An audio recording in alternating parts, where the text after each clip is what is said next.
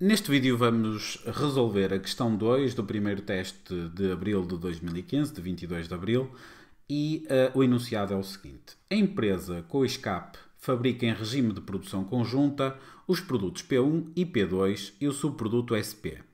Nenhum dos produtos principais tem mercado no ponto de separação e o contabilista da empresa apresenta os seguintes custos de produção do mês de junho e elaborou o seguinte mapa. Ora, em termos de quantidades produzidas de P1 temos 10.000 unidades físicas e em termos de P2 temos 10.000 também 10.000 unidades físicas. SP foram produzidas 5.000 unidades físicas. A margem bruta de P1 é de 42 euros, de P2 35 euros e de SP 20 cêntimos.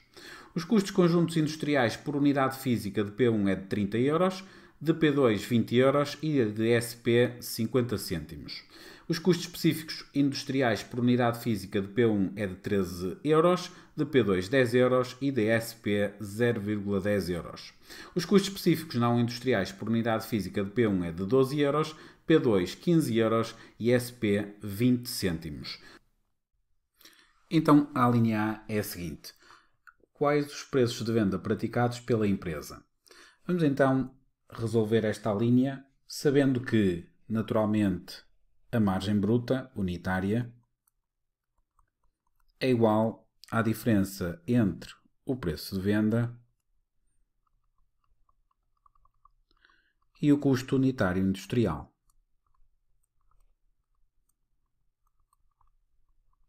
Ora, nós temos aqui informação sobre a margem bruta unitária para os três produtos, para P1, para P2 e para o subproduto. Temos também informação sobre os custos industriais unitários e por isso podemos calcular o preço de venda para cada um destes três produtos. Para P1, a margem bruta unitária é de 42 euros. O preço de venda de P1 é o que nós queremos calcular e o custo industrial unitário é a soma dos custos conjuntos industriais por unidade física e os custos específicos industriais por unidade física. No caso de P1, vamos somar 30 euros com 13, que dá 43, naturalmente, e que nos permite então determinar o preço de venda de P1, que é precisamente 85 euros. Relativamente a P2, exatamente o mesmo raciocínio. Temos a margem bruta unitária de P2 é de 35 euros. O preço de venda de P2 é o que nós queremos calcular. Os custos industriais unitários por unidade física de P2 são de 20 e de 10, respectivamente, para custos conjuntos e custos específicos. E isto permite-nos então determinar que o preço de venda de P2 é exatamente 65 euros. Finalmente, para o subproduto, também a mesma lógica, temos uma margem bruta unitária de 20 cêntimos, que é igual ao preço de venda do subproduto menos os custos industriais do subproduto, e nós temos custos industriais do subproduto 50 cêntimos, mais 10 cêntimos, o que nos permite também chegar ao preço de venda do subproduto, que é exatamente 80 cêntimos. Vamos agora resolver a linha B, e a linha B pede-nos para identificar os métodos de repartição dos custos conjuntos utilizados pelo contabilista e para justificar a resposta. Ora, vamos agora então determinar os nossos custos conjuntos que foram considerados e nós podemos determinar quais foram os custos conjuntos considerados, uma vez que temos informação relativamente à utilização dos custos conjuntos pelos dois produtos principais, P1 e P2. Ou seja, 10.000 unidades de P1 vezes os 30 euros relativos a custos conjuntos são precisamente 300.000 euros por parte de P1. E vamos somar também os valores relativamente a P2. 10.000 unidades vezes 20 euros, o que prefaz 200.000 euros. Isto naturalmente, relativamente a P2. Ou seja, o total de custos conjuntos que foram considerados foi de 500.000 euros. A partir destes 500.000 euros, nós podemos definir esta repartição que foi feita por P1 e P2. Se nós dividirmos proporcionalmente, fizermos a proporção de 300.000 sobre 500.000, vamos obter aqui 60% para P1 e 40% para P2. Estas percentagens de 60-40 foram aquelas que foram determinadas no método que o contabilista utilizou. Em primeiro lugar, nós conseguimos determinar ou definir logo à partida que o contabilista não utilizou o método da quantidade, pois se o tivesse utilizado, os custos os custos conjuntos unitários seriam exatamente iguais, o que não é o caso. Como nós vemos aqui, para P1 o custo conjunto é 30 e para P2 o custo conjunto unitário é 20. Ora, não sendo o método da quantidade, vamos testar os outros métodos. Podemos começar por testar pelo método do valor de vendas. E o método de valor das vendas, como o próprio nome indica, basicamente baseia-se no valor das vendas. Se nós fizermos então a repartição do valor das vendas, temos aqui unidades produzidas,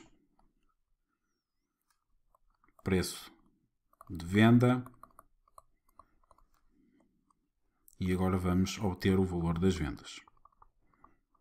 Que, aliás, este valor das vendas é o valor das vendas relativamente às unidades que foram produzidas. Ora, nós temos então 10.000 unidades produzidas em cada um dos produtos. Os preços de venda que calculamos na linha anterior são de 85 euros e 65 euros respectivamente para P1 e para P2, o que nos permite chegar a um valor de 850.000 euros de valor de vendas para P1 e de 650.000 euros valor de vendas para P2. Isto faz um total de 1.500.000 euros. E agora, se for utilizado este método de valor das vendas, então quer dizer que 850.000 sobre 1.500.000 teria que ser 60% e 650.000 sobre 1.500.000 teria que ser 40%. Ora, como se fizermos as contas, de facto, não é isso que dá.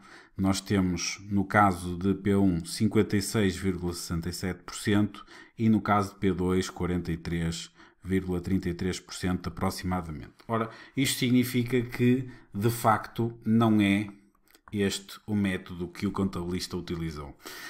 Resta-nos testar um método mais complexo, mais rigoroso e que dá mais trabalho, que é o método de valor de venda no ponto de separação. Vamos então fazer o teste para o método do valor da venda no ponto de separação. A partir fazendo o teste a este método, vamos começar também da mesma forma como iniciamos o outro método, sendo que podemos logo partir já para o valor das vendas, que é um valor que já calculamos no método anterior, 850.000 e 650.000. Só que agora vamos fazer o seguinte, vamos deduzir os custos específicos. E os custos específicos que nós temos relativamente a cada um dos produtos são parte deles industriais e parte deles não industriais. Mas temos que deduzi-los na totalidade para este método. E depois vamos fazer aqui uma coluna de total para ser mais fácil depois a dedução. Ora, fazendo aqui as contas, multiplicando então as 10.000 unidades de P1 pelo custo específico industrial de P1 de 13 euros, temos 130.000 euros. No caso de P2, multiplicamos por 10 e obtemos 100.000 euros. As 10.000 por 10 euros, 100.000 euros. Os custos não industriais, que também são dados unitariamente para P1, são de 12 euros, ou seja, 10.000 vezes 12 dá 120.000. E depois, para P2 é de 15 euros, o que significa que dá 150 mil. O total, neste caso, de custos industriais e meios e não industriais específicos para P1 é de 250 mil euros e para P2 é de também 250 mil euros.